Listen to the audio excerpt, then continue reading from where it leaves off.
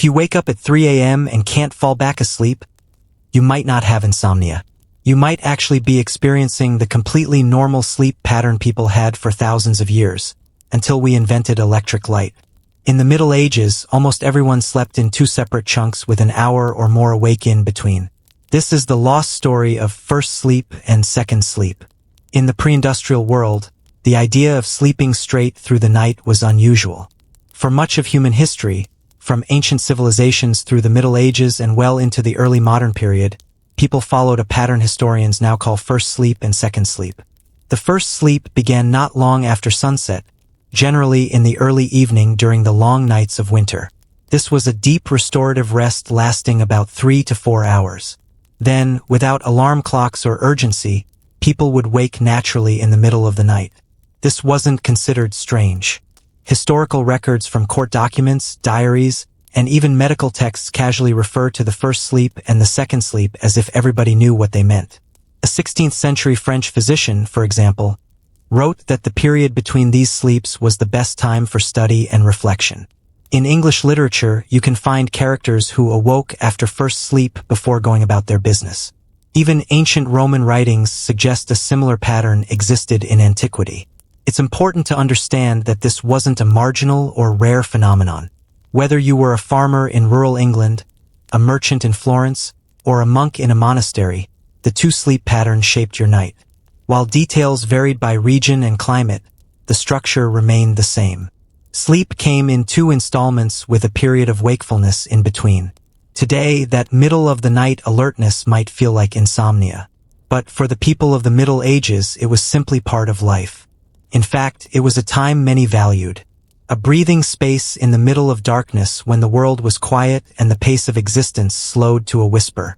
Before the invention of electric lighting or even widespread street lamps, darkness was shaped entirely by the sun, the moon, and whatever dim sources people could create. In a medieval village, once the sun set, true darkness settled in. Houses might have a small fire burning or a candle or two, but these lights were expensive to maintain. For most, the night meant darkness and silence. This absence of artificial light affected the body in ways we now understand better. Without bright beams to trick the brain, melatonin, the hormone that regulates sleep, surged earlier in the evening. People naturally became drowsy not long after nightfall, especially in winter when darkness could last 14 hours or more. It made sense to divide that long stretch into two manageable blocks of sleep rather than one continuous period. The seasonal rhythm reinforced this pattern. In winter, first sleep might begin soon after supper, well before 9 in the evening because the night was so long. In summer, with its shorter nights, the pattern could shift, but the habit remained familiar. This darker, slower-paced world meant time moved differently. The hours after dusk were reserved for winding down, eating, and preparing the household for the night. Once asleep, the body rested until that natural wakefulness arrived. A pause in the middle of the night that felt as normal as breakfast in the morning. In a society without electric clocks or shift work, the body's rhythm aligned carefully with nature. And in the deep quiet of the medieval night, people experienced a sleeping pattern that felt not like a disruption, but like the natural order of things. The first sleep began soon after the last traces of daily activity faded. In the Middle Ages, this generally meant bedtime came just a short while after sunset, especially in the long nights of winter. The evening meal, often the heaviest of the day, had been eaten. Household chores were finished, and doors were barred against the cold and the dark. Families might gather briefly by the fire, sharing conversation, prayers, or quiet tasks like mending clothes. But the day's physical labor and the pull of early darkness made eyelids heavy. Beds varied broadly in comfort. A peasant might sleep on a straw mattress stuffed into a wooden frame, often shared with family members for warmth. Nobles had feather beds, thick blankets, and sometimes canopies to trap heat. Whether in a thatched cottage or a stone manor, the night's first rest lasted about 3 to 4 hours.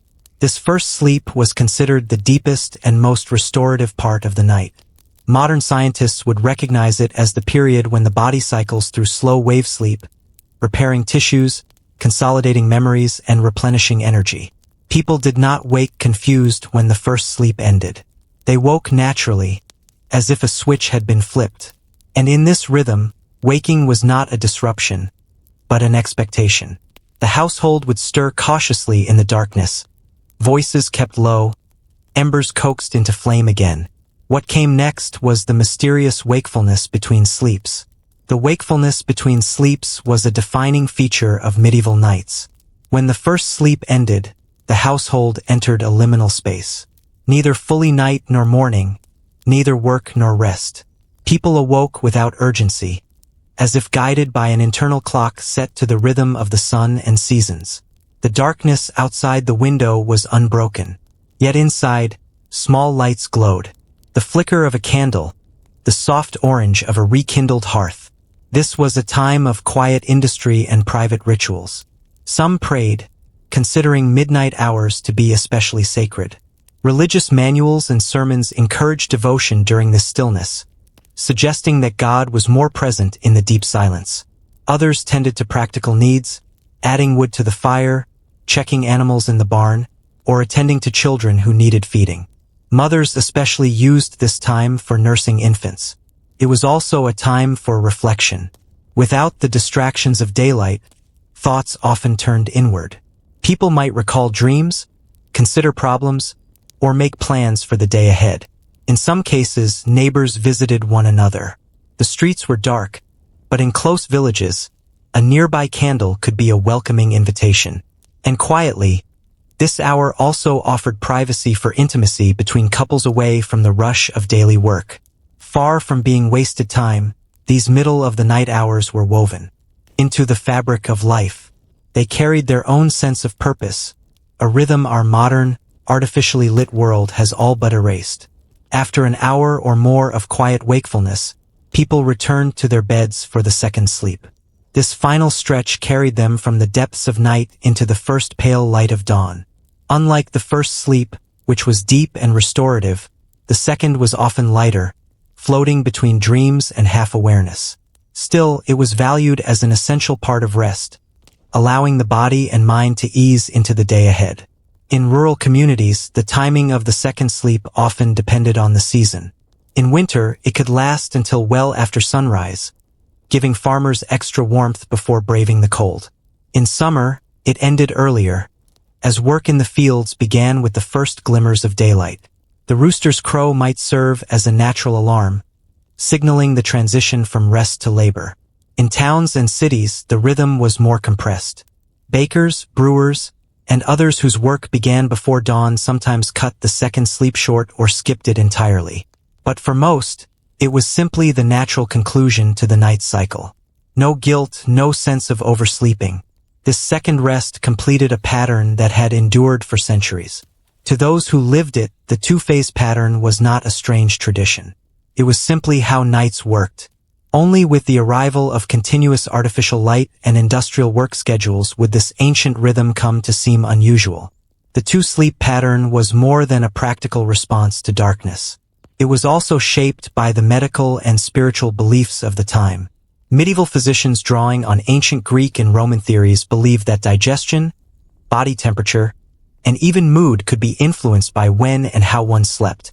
Many considered lying down soon after supper to aid digestion, then waking later to let the body settle before the second rest.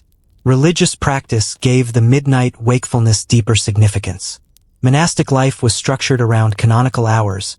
Fixed times for prayer, and matins or vigils often fell in the dark middle of the night. Ordinary lay people, while not bound by monastic discipline, still embraced the idea that midnight prayer carried special power.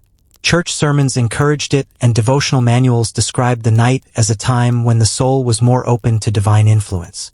Even outside formal religion, people associated the stillness between sleeps with keen perception and clarity of thought. Some believed that dreams before the first waking were more meaningful or prophetic, while those before the second waking were closer to reality. Thus, the two sleeps were not merely a product of necessity. They were regarded as healthy, spiritually beneficial, and even divinely endorsed. The night was not just for rest. It was for the body, the mind, and the soul. For many medieval households, the quiet break between first and second sleep was far from lonely. In families where several people shared the same bed, parents, children, servants, or even neighbors and guests, it became an occasion to talk without the pressures of daily work. Whispered conversations could range from family matters to village gossip, the soft voices blending with the creak of wooden beams and the gentle hiss of the hearth. This was also a moment to settle disputes. In close quarters, tempers often flared during the day, especially in homes crowded with relatives or apprentices. The midnight pause offered a calmer setting, when fatigue softened anger, and the stillness encouraged measured words. In villages, those living within a short walk of one another might pay late-night visits.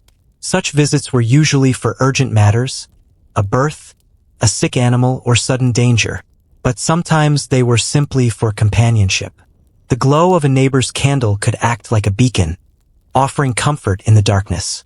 Shared beds themselves were a kind of social glue. Sleeping beside another created intimacy, whether with family or fellow workers. The midnight waking allowed this closeness to be acknowledged, nurtured, or in some cases kept carefully in check. The hour between sleeps then was not an empty gap. It was a time when relationships were tended quietly, when bonds were strengthened in the calm of the night. Not everyone used the break between sleeps for rest or conversation. For certain trades, the hours after first waking were among the most productive. Bakers were perhaps the best-known example. Dough prepared the evening before needed to be kneaded, shaped, and baked in time for the morning market. This meant fires had to be lit and ovens heated well before dawn, turning midnight into the true start of the workday. Millers and their helpers sometimes worked at night as well, taking advantage of the cool, steady air for grinding grain. In winter, when the air was damp and the dawn short, night work ensured that flour and meal were ready for the following day. Watchmen too belonged to the world of midnight labor. In towns and cities they patrolled streets, guarding gates, and listening for signs of fire, one of the most feared dangers of the period. Their rounds were quiet but vital, and they were among the few who saw the sleeping city beneath moonlight. Even in rural areas, the midnight wakefulness could be practical. Farmers might check livestock, guard against predators, or prepare tools for the next day's work. Seasonal tasks like threshing grain before the heat of day sometimes began in these pre-dawn hours. For these workers, the middle of the night was not a pause in life, but its engine. In the deep hours before sunrise, the medieval world was already in motion, its rhythms turning steadily toward morning. The two-sleep pattern began to fade in the 18th and 19th centuries, a casualty of sweeping social and technological change. The first force of disruption was light. Not just candles or oil lamps, but gas street lighting and later electric bulbs. For the first time in history, cities could remain awake long after sunset, and people no longer felt compelled to follow the natural darkness. Evening hours filled with theater, coffee houses, and late-night socializing. Bedtime shifted later, compressing the night into a single continuous block of rest. The Industrial Revolution reinforced this shift. Factory work demanded precise starts and continuous schedules. The luxury of waking in the middle of the night, tending the body, and returning to bed was incompatible with the 6 o'clock whistle of the mill. Employers needed workers alert and present for a full day, and that meant encouraging longer, uninterrupted sleep at night. Urban living also contributed. Crowded housing, thin walls, and increased noise made quiet wakefulness less appealing. As households grew smaller, and the practice of bed sharing declined, the social side of the midnight hour disappeared. Without that sense of community, the waking gap between sleeps lost much of its purpose. By the early 20th century, most of the Western world had forgotten the concept entirely. First sleep and second sleep vanished from the common vocabulary. What had been a natural rhythm for centuries was now a historical curiosity preserved only in old books, legal records, and fading memories from the oldest generation. Today, science is revisiting what the Middle Ages accepted as normal. Sleep researchers have found that when people are removed from artificial light and allowed to follow their natural rhythms, they often revert to a two-phase sleep pattern.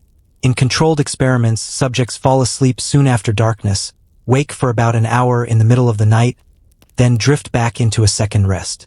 This suggests that segmented sleep may be more aligned with our biology than the modern ideal of a straight 8 hours.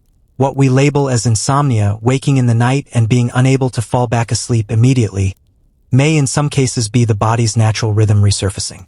For people living in constant light and noise, the idea of waking in the dark and embracing that time for thought, prayer, or quiet activity can seem foreign. Yet, for centuries, it was a time valued as deeply as the day itself. It provided a mental stillness that is rare in the modern world, a pause that existed outside both work and leisure. Some sleep specialists now suggest that experimenting with a two-phase pattern could benefit those struggling with rest, allowing them to work with their body cycles instead of against them. While few can replicate the exact conditions of a medieval night, the principle of honoring the body's natural rhythms remains timeless. The story of two-phase sleep is more than a forgotten medieval custom. It's a reminder that our ancestors lived in step with the natural world in ways we've nearly erased. They accepted the night as a layered experience, not a block of unconsciousness, and found value in the quiet stretch between sleeps. In that pause, they prayed, worked, loved, and reflected, things we now squeeze into the daylight. If you want to uncover more hidden rhythms and forgotten customs of the past, subscribe to History Fathom, where the Middle Ages come alive one story at a time.